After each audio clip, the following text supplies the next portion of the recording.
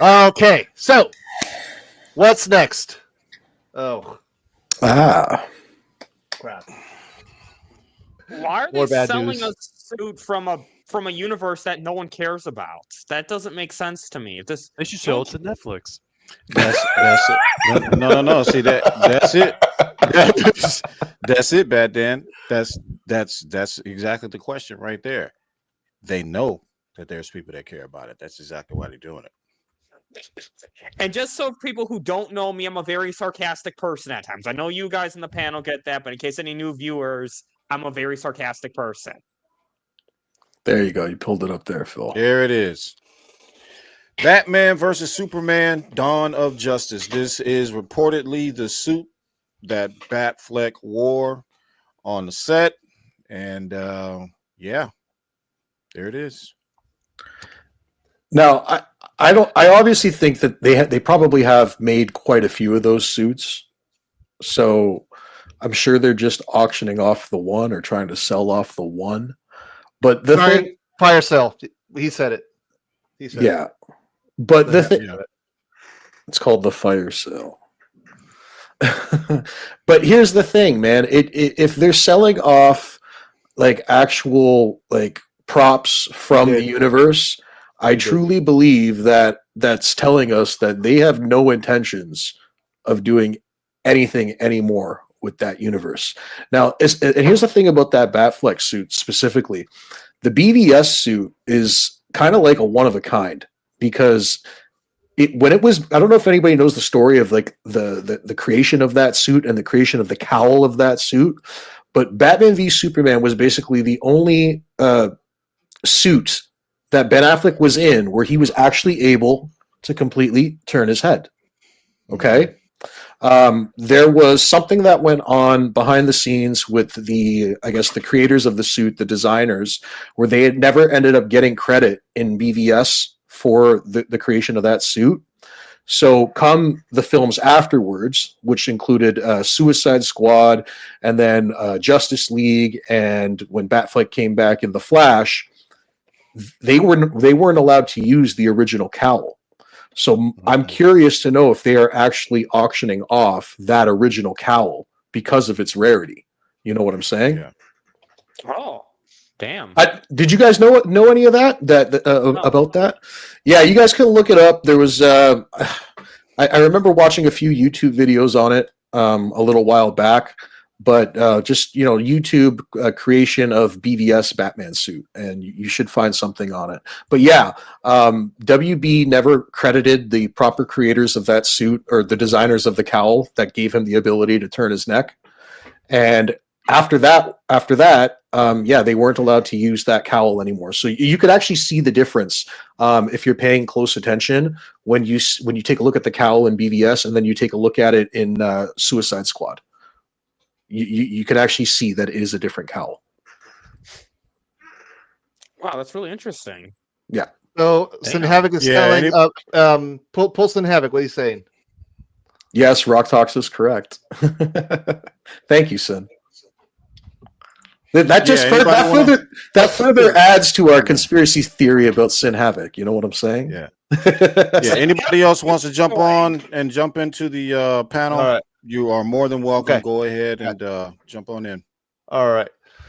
So I'm going to share the link one more time, and so we're going to rotate the panel up a little bit now here, guys. So let me see here. Where's that link? I'm going to resend the link again. Here we go. Nope. Yeah, no, we got you. We got you, Dennis. Yep. All right. So Curly, I'm gonna let you go. All right. So I definitely thank you for coming into the open panel. And guys, again, go follow Curly Ray, Rebel Moon Theory's channel. Theory, yep. Yep. If you a supporter, like and subscribe. And if you are a Snyder fan and you love the Rebel Moon world, then he is your guy. Curly Ray is your guy. Awesome. Anything Thanks else for you wanna joining us. Curly, you want to say something before you head out? I think that's pretty much it. I just got I got a new video coming up next week, and then there's gonna be a huge announcement next month I will let you guys know once it's time. All right, perfect. All Perfect. right. All right, Awesome, we'll man. Put a link. We'll put a link on the description. So anybody who wants to go see Curly, follow him in his channel. We'll leave a link. All right. Awesome. Thank you. for having me tonight. All right. Thanks for Thank being you, here, Curly, bro. for coming Thank on, you. man. Thank you so much. You have a good one, brother. You too. All right. Okay. So next person coming in tonight is Dennis. Hi guys. How you do- Dennis. How are Hey, you? Dennis. Nice to see you again, How you man. How are you doing? Doing pretty good, Good, man. How man. you We're doing? doing good. So I was playing some Watch Dogs around here, and don't want to go on a tangent. Don't worry, gonna go back to the subject later. But I was just thinking like, Watch Dogs reminds me a lot of BVS, and that is a movie that was criticized for being star a game in this case, which is too dark, criticized for being too dark, too broody, too blah blah blah. And then the studio course corrected in an extreme. They made Watch Dogs 2, which is cringe, just was basically a Gen Z power fantasy and just comedy and cringe and other dumb stuff. And then they made Watch Dogs Legion, who has no identity at all. And then like people now want this back, So there's a similar story, and that's what it says. Like, when you obey half a dozen idiots on Twitter and Reddit, as well as critics, over the people who actually buy your stuff and who actually enjoy media for enjoying media, that's what you get. Yep. Critics said Acolyte was good, so that should tell you everything you need to know about critics. Exactly. I actually said it with a more on that I got into an argument a lot more on that. I shouldn't get into arguments like that, but I have a personal rule, that I only get into arguments with haters if they draw first blood. So if they attack me, they attack the channel. If they come first to a website that is pro Snyder, a video that is pro Snyder, they comment something against him, and then I have the permission to start an argument, because that's our turf. That's my personal rule, because I don't want to fall too down in that. And the guy called us toxic, and I was like, dude, you're coming to our corner of the internet, insult us, and then you're calling us toxic. Yeah, that's the internet for you, brother. That's the internet. Yeah. He said he can't return his knife until it has spilt blood.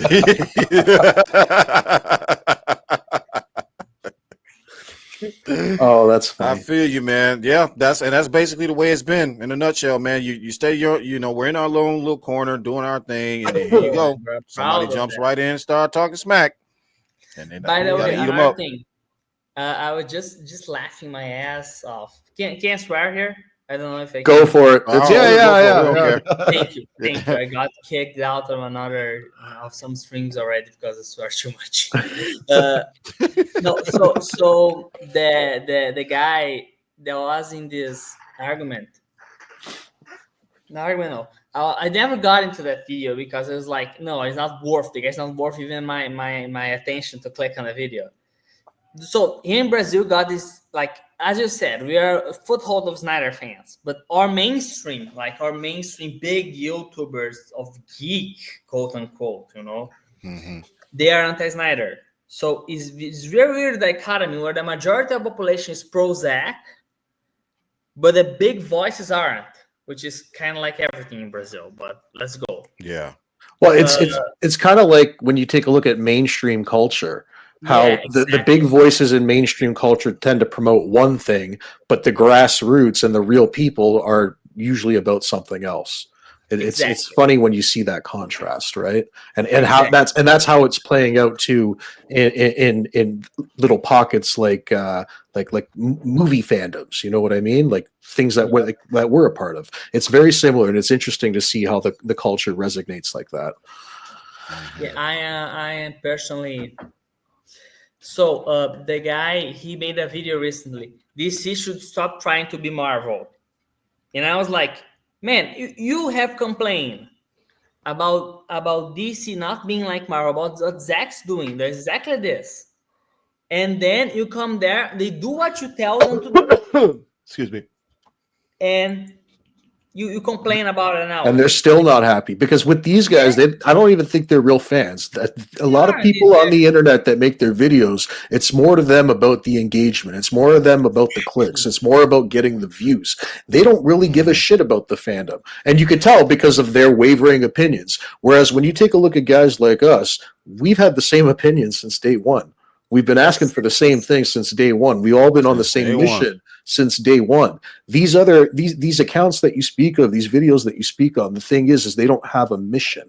Their mission is to just get the clicks, get the views. And they're going to talk about whatever they have to. They'll be pro Snyder when it's popular, and they'll be anti Snyder when it's popular, because at the end of the day, they don't care. They don't have a mission. Exactly. Ours has been exactly the same. Let the man finish his Superman arc. That's it. And then Just the let him mission will finish. change.